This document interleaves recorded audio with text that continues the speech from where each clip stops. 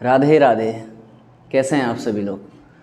नमस्कार, मेरा नाम मनोज पांडे और स्वागत है आपका हमारे यूट्यूब चैनल पर। आज का मेरा ब्लॉग बनाने का मुख्य मकसद मेरे गांव वालों को और मेरे क्षेत्रवासियों को थोड़ा सा जागरूक करने के लिए है। दोस्तों, मुझे गांव में रहते रहते लगभग 10-12 साल हो चुके हैं। 2013 में मैं गांव में आ चुका था। मेरी शिक्षा दीक्षा सारी अल्मोड़ा से ही हुई है, तो गांव में ज़्यादा मैं बचपन से रहा नहीं हूँ। 2013 के बाद जब मैं आया था तो तब से अभी तक का मैं अपना एक्सपीरियंस आप लोग के साथ शेयर करना चाहता हूँ। वैसे मेरे जो भी साथीगण, मेरे गांव के लोग और मेरे क्षेत्र के लोग देख रहे होंगे या देखेंगे इस वीडियो को, तो उन्हें थोड़ा पता होगा कि इस बंदे ने क्या कुछ किया है या क्या करना चाह रहा था।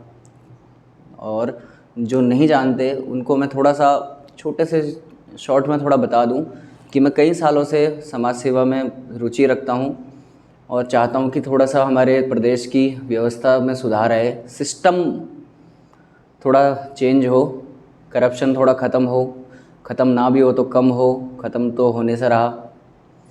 तो चलिए शुरू करते हैं। सबसे पहले मेरे सभी गांव वालों को नमस्कार। जो भी मेरी वीडियो देखे मेरे गांव वाला, कैसे हैं आप। तो भाई, इतने साल हो गए, 10 साल तो मुझे हो गए गांव में।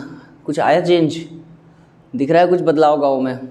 मेरे रहते रहते ही 2 कार्यकाल समाप्त होने जा रहे हैं प्रधानों के। आया कुछ चेंज लाइफ में? आया ना। पहले थोड़ा घर में खेती बाड़ी वगैरह हुआ करती थी, अब साला वो भी नहीं होती। क्यों? यही तो चेंज आया। धक्के खा रहे होंगे दिल्ली में, गुड़गांव में, मुंबई में।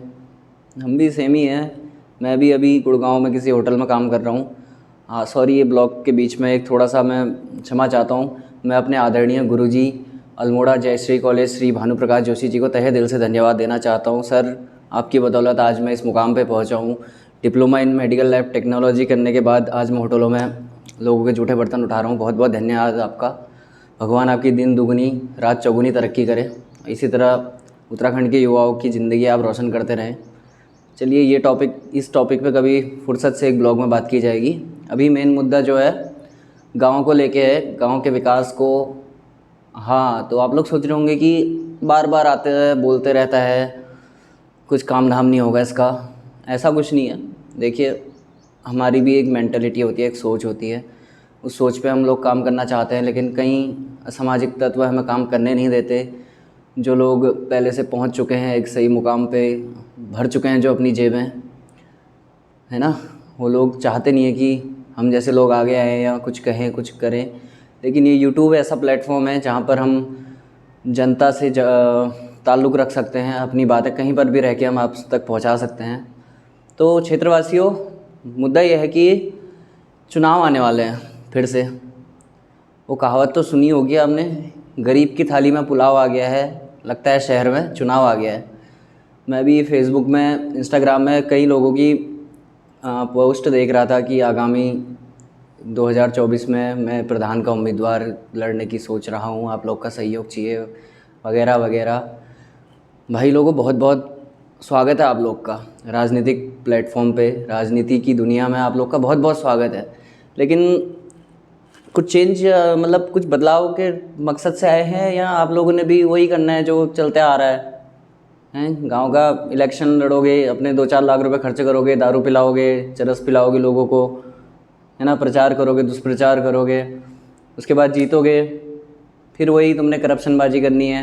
थोड़ा नेताओं का पेट भरना है, थोड़ा कर्मचारियों का, थोड़ा अपना काम के बारे में भी सोच रहा है, कुछ करने की सोची है या फिर अपने ही बारे में सोची है?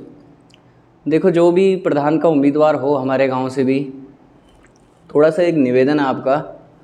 हाँ, कई लोग ये सोच रहे होंगे कि इसको शायद चुनाव में उठने का शौक़ है इसलिए ये करना चाह रहा है। नहीं, मेरे को पॉलिटिक्स से कहीं तक कोई इंटरेस्ट नहीं है। ना मेरे को प्रधान का इलेक्शन लड़ना है, ना कुछ करना है। मेरे को थोड़ा सा अपने गांव की स्थिति देख के थोड़ा सा बुरा लगता है। अपने गांव की क्या, पूरे प्रदेश की वही स्थिति है, तो थोड़ा सा उस चीज़ में बुरा लगता है। मैं चाहता हूँ कि थोड़ा इस चीज़ में सुधार हो, इसलिए मैं थोड़ा बोलते रहता हूँ, लगे रहता हूँ। ऊपर जाके कल के दिन भगवान के पास जवाब देना पड़े तो कहेंगे तो सही, सर हमने ट्राई किया था। अब चेंज हुआ ना हुआ ये तो मुकद्दर की बात है, हमने कोशिश तो करी थी। तो चुनाव आने वाले हैं। प्रधान का उम्मीदवार आप लोग लड़ रहे हैं, एक निवेदन है कि थोड़ा सा एक दिमाग में ये डालें कि मुझे गांव की भलाई करनी है यार। थोड़ा अपने गांव की शिक्षा स्थिति, स्वास्थ्य को लेके और रोज़गार को लेके, पलायन इतना बढ़ रहा है, लोगों के पास खाने के लिए है नहीं, है ना। उत्तराखंड इतना rich in heritage, rich in culture प्रदेश, आज से 20 साल पहले की बात आप देख लो, कितना सक्षम था उत्तराखंड। पूरे इंडिया में ऐसा कोई प्रदेश नहीं होगा जैसा उत्तराखंड है। हर चीज़ में, संस्कृति में आप देख लीजिए, उत्तराखंड की जैसी संस्कृति कहीं है ही नहीं। इतनी सभ्य संस्कृति, इतना सहज बोली। आप लोग तो पता है ना, जो आप उत्तराखंड के लोग हैं, आप लोग को तो पता ही है कि हमारा कल्चर कैसा है। तो उसके बाद भी हम लोग वेस्टर्न कल्चर की ओर को, मॉडर्नाइजेशन की ओर को भागते हैं। पता नहीं क्यों, क्या क्या कर लिया है आधुनिकता ने हमारा। हम बोलते हैं आधुनिक होगी दुनिया, हमारे गांव में, हमारे चीज़ों में तो कुछ दिख ही नहीं रहा आधुनिकता का। कृषि में क्या देख रहे हैं आप?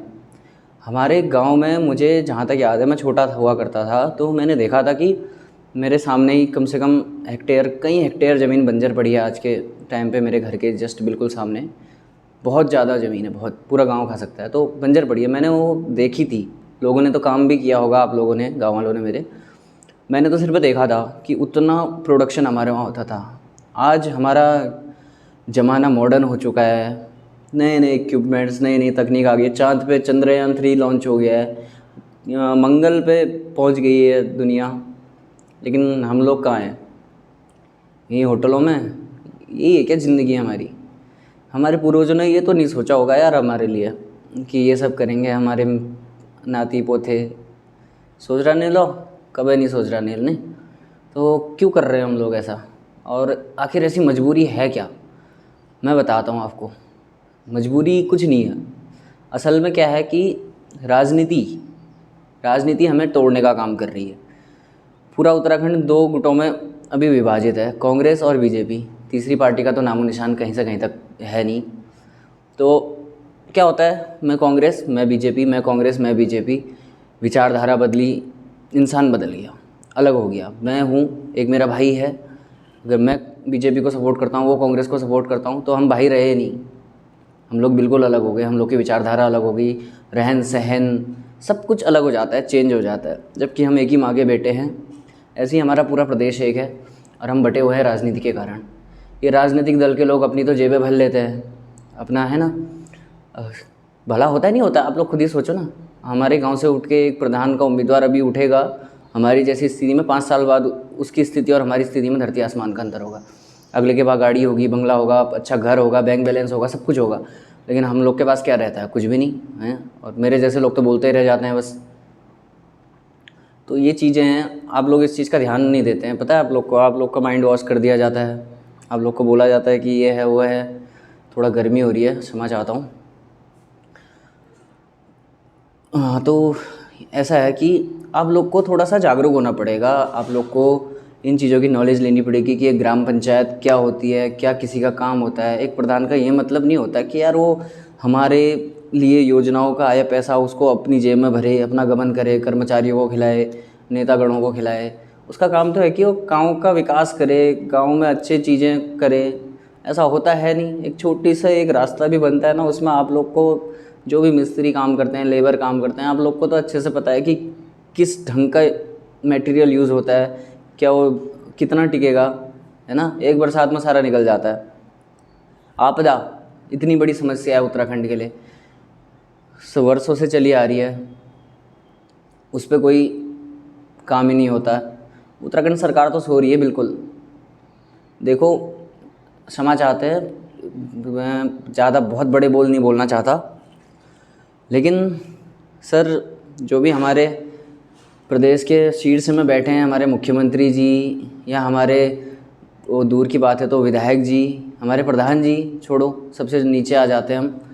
तो यार आप लोगों से हाथ जोड़ के मेरा निवेदन है कि थोड़ा सा एक अपनी मेंटालिटी सुधार लो। क्यों गरीबों का आप लोग खाने में लगे हो? थोड़ा सा उनको अच्छी राह दिखा दो।